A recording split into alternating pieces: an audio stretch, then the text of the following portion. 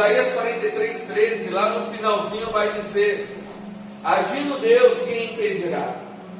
Agindo eu, quem impedirá? O texto vai dizer: agindo Deus, quem impedirá? Eu queria que você, lógico, eu quero te constranger, mas você que pode, repita isso comigo e toma posse. Eu não aceito nada menos do que Deus me prometeu. Eu gosto às vezes de repetir essa frase. Eu não aceito nada a menos do que Deus me prometeu. Se Ele quiser dar além, glória a Deus. Mas a menos não pode, porque Ele desenhou algo ao meu e ao seu respeito, amém? Bom, quiser ficar por lá, pode ficar, tá? Se Ele desenhou algo além, Ele escreveu algo a respeito de mim e de você, né? E às vezes a gente aceita a menos do que Ele nos prometeu, amém? Amém, Pai? Nada a menos do que Deus me prometeu. Eu não aceito nada a menos do que Deus me prometeu. Se nós analisar, a Bíblia vai relatar várias pessoas que tinham um motivo para desistir, para parar. Se você pega Davi, quando Davi se depara com Golias, ele poderia dizer: esse é meu motivo para eu não lutar contra esse homem, porque ele é um gigante.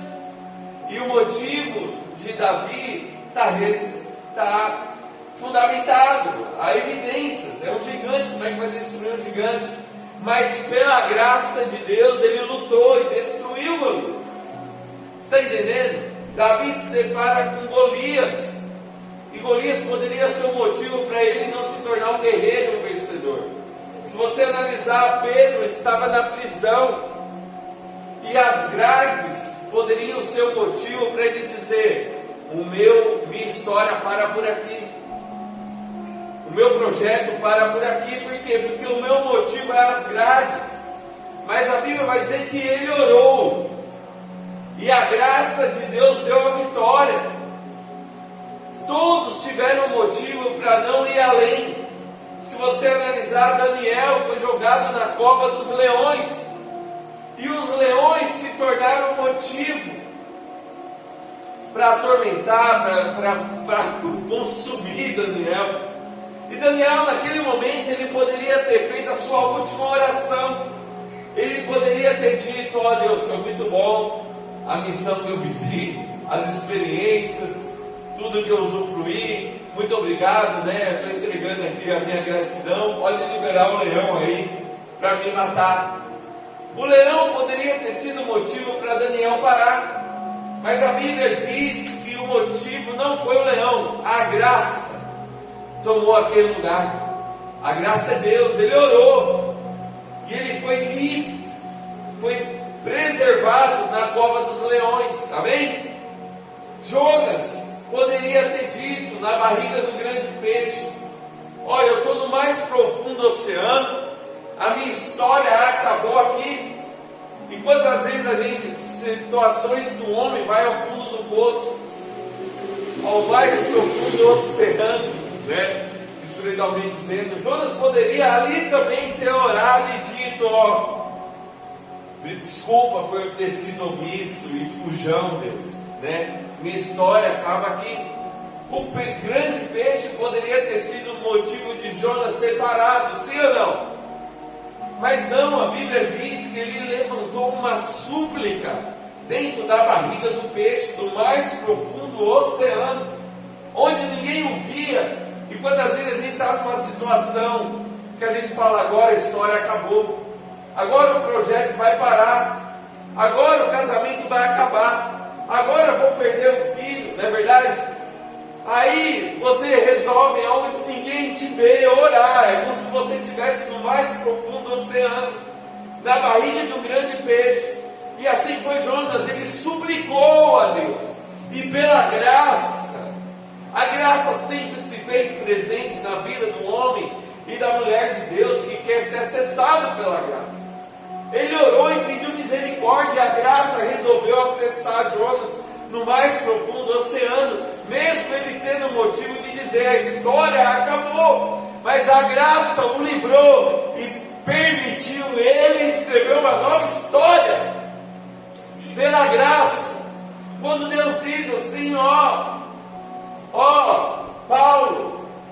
minha graça te é suficiente. É Deus olhando para nós e dizendo: eu dou a vocês, eu garanto a vocês o suficiente para vocês ir além, prosseguir, não desistir. Aí você às vezes vai falar: mas eu tenho motivo para parar.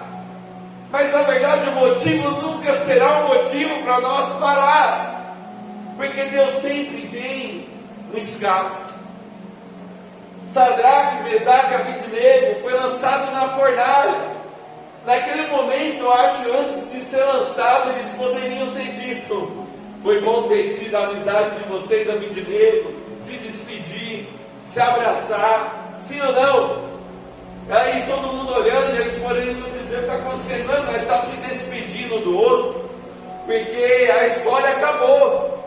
Por quê? Porque o motivo é a fornalha. Nós vai ser lançado na fornalha. Mas não, a Bíblia diz que não foi o fim. Por quê? Porque lançaram na fornalha, mas o quarto homem, que é a graça, resolveu entrar na fornalha e garantir eles que esse motivo não era o fim da história deles. Vocês estão entendendo? A verdade é que em algum momento da nossa história vai ter um motivo para nós parar, mas Deus sempre será presente e vai nos garantir prosseguir. Estão entendendo? Porque a graça nos é suficiente. E quando Deus diz, quando na verdade nós dizemos: eu tenho motivo, e Deus responde: a minha graça te basta. Na verdade, Deus está dizendo para você e para mim, enquanto nós dizemos: eu tenho motivo para parar, e Ele fala: minha graça te basta. Na verdade, Ele está dizendo: ei Paula, ei Teté, ei Nicole, ei Valdeci, Michel, ei, oh meu Deus, Vitor, eu tenho motivo para você prosseguir. Nós dizemos a Deus: como Paulo, o espinho na carne, vindo do inferno de Satanás, está me atormentando, está me consumindo, está me fadigando, está me cansando, está me desanimando. Aí Deus responde: a minha graça te basta. Ele está dizendo: filho, eu tenho motivo para você prosseguir. Enquanto nós apresentamos um motivo, Deus apresenta outro. Eu tenho combustível para você prosseguir. E a pergunta é: o que pode nos separar do amor de Deus? O que pode nos separar do propósito de Deus?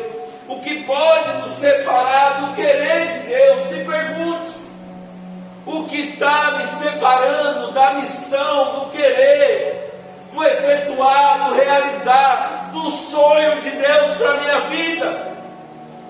Qual é o motivo que te separa do que Deus desenhou para você? Se pergunte agora: qual é o motivo que te rouba? Qual é o motivo que te consome? Qual é o seu motivo para não viver o que plenamente Deus quer para você? Porque Romanos 8,35 diz: quem nos separará do amor de Deus? De Cristo. É a tribulação? É esse o motivo? É a tribulação que vai te separar do amor, do propósito de Deus? É a angústia? É a perseguição? É a fome? É a nudez? É o perigo? É a espada? Paulo escreve aos Romanos dizendo: ei, qual é o motivo que te pode parar? É a tribulação? É a angústia? É a perseguição? É a fome? É a nudez? É o perigo? É a espada? Qual é o motivo? Mas em todas as coisas somos mais que vencedores por aquele que nos amou. Pois estou certo de que nem a morte, Ele garante, não há motivo que pode parar a igreja de Cristo. Ele diz: nem a morte, nem a vida, nem anjos, nem principados, que é macumba, feitiçaria, encantamento, nem é potestades, não é o presente, nem o porvir, não há altura, nem profundidade, nem alguma outra criatura, um grande peixe que seja, nos poderá separar do amor de Deus que está em Cristo Jesus, nosso Senhor? Paulo está dizendo assim, igreja, ali aos Romanos, o que pode te separar? Qual é o teu motivo? E ele apresenta vários motivos: tribulação, angústia, depressão, perseguição, fome, nudez, perigo, espada, perseguição, seria principados, norte, anjos, potestade, porvir, altura, profundidade, alguma criatura. Qual é o seu motivo? Aí ele garante: nada pode separar-nos do amor de Deus. Então te pergunto, qual é o seu motivo? Qual é o motivo que o homem quer parar? Qual é o motivo que o homem quer desistir? Qual é o motivo que o homem quer jogar tudo pro alto e desistir? Qual é o motivo? Quantas pessoas estão chegando no final e desistem? Tem gente que está chegando no final da maratona, já lutou tanto, se esforçou tanto, se preparou tanto para aquilo, para aquela experiência. Aí no dia ele corre, no final da maratona, ele desiste. Às vezes ele se preparou um ano, alimentação, treino, condicionamento físico. Aí no final da maratona, no finalzinho, ele desiste. Quantas pessoas em um projeto, em um ministério, em uma igreja, ou na família, ou uma amizade, que seja, ele lutou para construir aquilo, ele batalhou, ele se doou, ele se entregou naquilo, ele se esforçou. Aí no final ele resolve desistir. Quantas pessoas, deixam a pessoa no altar? Já viram? A pessoa às vezes construiu um relacionamento, um noivado, comprou um imóvel. No dia do casamento a pessoa não aparece. Qual é o motivo que as pessoas estão desistindo tão fácil? Será que vale a pena depois a gente lutar tanto por tantos sonhos, projetos, missão? No final, joga tudo para o alto. Mas por quê? Qual o motivo?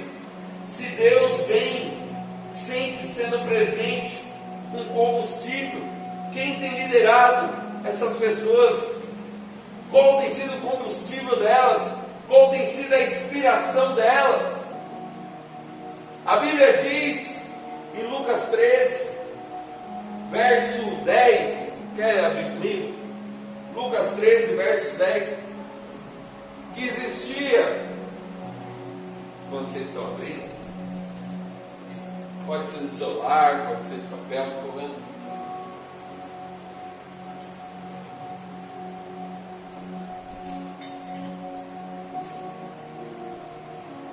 Lucas 13, verso 10, vai falar de uma mulher curvada. Vai dizer assim: e aconteceu em certo sábado, quando Jesus estava ensinando numa das sinagogas. Então era sábado e Jesus estava numa sinagoga, na igreja.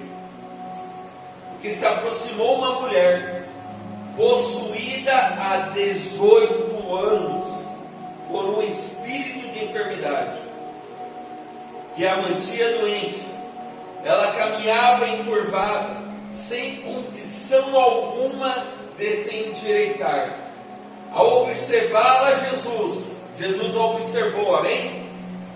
Pediu que viesse à frente da igreja e lhe afirmou: mulher, estás livre da tua enfermidade. Em seguida lhe impôs as mãos, e naquele mesmo instante ela se endireitou e passou a glorificar a Deus. Mas sabe o que me chama a atenção? Uma mulher, o texto diz que está há 18 anos com um motivo, encurvada, com uma enfermidade espiritual, por um espírito de enfermidade. E aonde ela está no sábado? Na igreja. Mas ela tinha motivo para não ir no culto. É isso que me chama a atenção. Possivelmente aquela mulher frequentava a sinagoga, a igreja, mas ela tinha motivo para não ir. Ela poderia dizer: não, eu sou uma pessoa doente, uma coitadinha, né? Todo mundo vai entender porque eu não quero me comprometer, não é verdade? Porque eu não quero estar nos cultos. Por quê? Porque eu sou encurvada, 18 anos, todo mundo vai compreender. Mas não, ela não olhou para o motivo, ela estava na sinagoga. E Deus o a viu. O texto diz que ela foi vista ao observá-la. Jesus a chamou à frente. Ela estava lá perseverando, mesmo tendo motivo para não estar. Sim ou não? É interessante que às vezes a gente, por um motivo tão simples, tão, como posso dizer a palavra, sutil, não se compromete, não vai além, não vai a águas mais profundas, não quer uma responsabilidade a mais com Deus, às vezes por motivos tão supérfluos, correto? E a pessoa não quer, e ela tinha um motivo para não ir, e às vezes a pessoa garoou, ela não quer ir no culto, e é interessante que ela recebeu a vitória, porque ela era alguém que tinha uma disciplina, porque ela não deixou o motivo parar ela, então ela recebeu a bênção. Como ele nos ensina sobre a perseverança. Sim ou não? Eu vejo meu irmão, né? O Kleber, ele não é cristão, e hoje eu falando com meu pai, nossa, Deus abençoou ele, né? Porque ele morou do lado da minha casa e ele teve um problema, ele era funcionário, os caras enrolavam ele, e aí ele resolveu abrir um negócio. Ele estava com uma motinha, ele comprou 4 baterias de carro, 4, colocou no baú, e ele ligava para as agências, ele vendia as 4, ele corria lá, comprava mais 4, aí ligava para outros caras, vendia as 4, de repente ele tinha um estoque. Ele agora está de SUV, comprou terreno no condomínio, e em menos de 2 anos, está com 3 motos, uma daquelas motonas para ele, e ele é íntegro, ele não faz coisa errada, por mais que ele não é cristão. Eu falei, nossa, se ele olhasse para as circunstâncias e falava, eu tenho um motivo para nunca me tornar um empresário, eu não vou. Não, ele simplesmente, a graça de Deus foi com ele fez a parte dele, e Deus deu a vitória. Estão entendendo? Sempre haverá um motivo. A verdade é que o motivo sempre teremos. Sempre vai chover, sempre vai fazer muito sol, sempre alguém vai ficar gripado, sempre alguém vai se desanimar com uma circunstância, vai se entristecer com alguém, porque nós estamos expostos ao mundo. Então a verdade é que nós sempre temos um motivo para não ir a águas mais profundas. Mas essa mulher encurvada de 18 anos nos ensina que mesmo com motivo ela tinha uma disciplina, ela perseverava e ela teve a vitória, porque ela estava no culto de Deus. Jesus a observou, Deus contemplou que ela venceu o motivo e recebeu a cura. Estão compreendendo? Um momento, uma hora, Deus contempla, Deus nos honra. A Bíblia diz que aquele que semeia em lágrimas, com júbilo ceifará, colherá. A Bíblia não erra, Tete. A Bíblia nunca vai errar. A Bíblia é inerrante. Então, se a gente praticar os princípios, uma hora a fatura chega, o resultado vem, é garantido. Mas muitas das vezes, irmãos, a nossa visão, ela fica nublada. Eu vou finalizar aqui. Ela fica nublada. Por quê? Por causa da murmuração, da ingratidão, dos questionamentos inapropriados, nublam nossa visão. Isaías 59:2 vai dizer: no entanto, são as vossas maldades que fazem separação entre vós e o vosso Deus. Os vossos pecados nublaram, nublaram, e esconderam de vós a face do Senhor. Por isso, Ele não dá ouvido ao povo. Para viver uma vida de milagre, irmão, eu não posso considerar minha condição. Para eu viver uma vida de milagre, eu tenho que considerar a direção. Guarde isso. Eu nunca posso considerar a condição. Sabe por quê? Porque a condição na matemática espiritual é igual ao motivo. Sempre haverá uma condição, sempre haverá um motivo para eu não prosseguir. para eu não avançar. Para ter uma vida de milagre, eu tenho que considerar a direção. A direção é o que? É a palavra, é a instrução, é a promessa. Quando eu considero a direção, eu vivo o milagre, eu vivo a promessa. Estão entendendo? Uma hora amanhece. A Bíblia diz que a mulher, quando dá para dar à luz, ela sente dores na sua gestação. Mas quando ela gera o filho, a alegria é tanta que ela esquece os 9 meses de dor. Tem que perseverar, tem que prosseguir. Há uma direção para mim e para a tua vida. Há uma palavra sobre a tua vida. Se nós considerar a condição, que é a circunstância, que é o que foi dito hoje em 2 Coríntios capítulo 5, verso 7, que não andamos por vista. Porque se a gente andar por vista, a gente vai encontrar um motivo para parar. Se a gente andar por vista, a gente vai encontrar uma condição e vai apresentar essa condição para Deus e para o mundo, que nós temos um motivo para não seguir. Mas se nós desconsiderar a condição e considerar a direção, nós vamos viver uma vida de milagre. A palavra garante. Milagre tem que considerar a direção. Vou chamar a Angela para o por favor. Milagre tem que considerar a direção. Há uma palavra, Nicole, sobre nossas vidas, Michel. E ela é a direção. Nunca considere a condição. Nós vamos estar louvando aqui um louvor que foi louvado, que nós não somos mais escravos do motivo, do medo, da circunstância e da condição.